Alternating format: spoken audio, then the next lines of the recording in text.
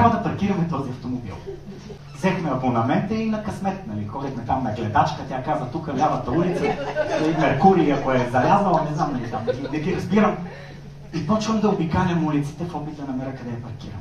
Ние се вратиме като змията, помните ли на време Nokia 310?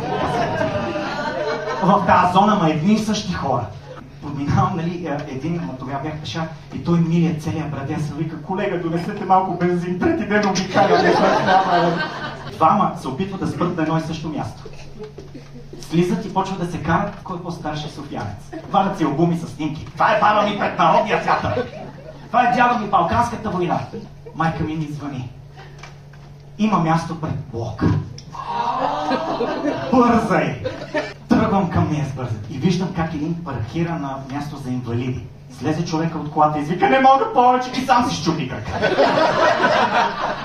Трябваше да ми хрумне по-рано това. И бързам към блока и виждам мястото, още там виждам, при което пускам, нали, мигача и виждам майка ми. Тя не гледа така. Тук съм! Няма да го дам! На тия лешояни!